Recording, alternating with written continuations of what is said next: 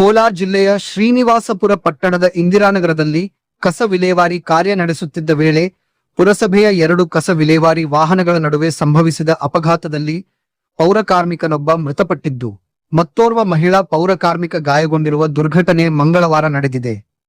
ಮೃತಪಟ್ಟ ಪೌರಕಾರ್ಮಿಕರನ್ನು ಸಂಪತ್ 35 ವರ್ಷಗಳು ಎಂದು ಗುರುತಿಸಲಾಗಿದ್ದು ಗಾಯಗೊಂಡ ಮಹಿಳಾ ಪೌರಕಾರ್ಮಿಕ ಭೂಲಕ್ಷ್ಮಿ ಚಿಕಿತ್ಸೆ ಪಡೆಯುತ್ತಿದ್ದಾರೆ.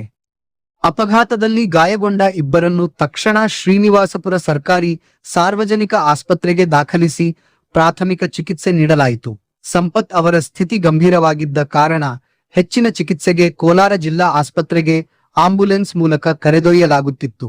ಆದರೆ ಮಾರ್ಗಮಧ್ಯೆಯೇ ಚಿಕಿತ್ಸೆ ಫಲಕಾರಿಯಾಗದೆ ಅವರು ಮೃತಪಟ್ಟಿರುವುದಾಗಿ ತಿಳಿದು ಬಂದಿದೆ.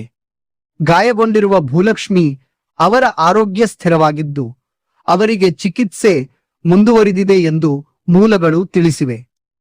ಘಟನೆ ಸಂಬಂಧ ಶ್ರೀನಿವಾಸಪುರ ಪೊಲೀಸ್ ಠಾಣೆಯಲ್ಲಿ ಪ್ರಕರಣ ದಾಖಲಾಗಿದ್ದು ಅಪಘಾತ ಸಂಭವಿಸಲು ನಿಖರ ಕಾರಣವೇನು ಎಂಬುದರ ಕುರಿತು ಪೊಲೀಸರು ತನಿಖೆ ನಡೆಸುತ್ತಿದ್ದಾರೆ. ಈ ದುರ್ಘಟನೆಯಿಂದ ಪುರಸಭೆ ಸಿಬ್ಬಂದಿ, ಮೃತರ ಕುಟುಂಬಸ್ಥರು ಹಾಗೂ ಸಾರ್ವಜನಿಕರಲ್ಲಿ ತೀವ್ರ ಶೋಕದ ವಾತಾವರಣ ನಿರ್ಮಾಣವಾಗಿದೆ.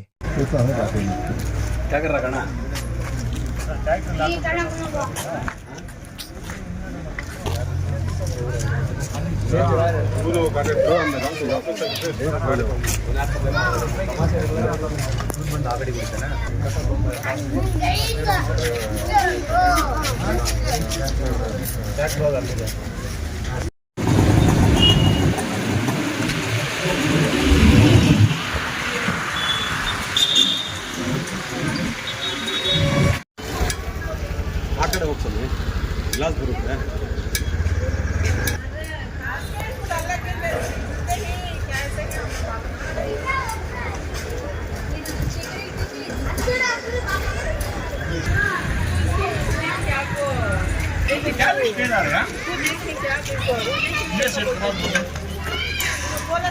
गाड़ी में कौन है ना?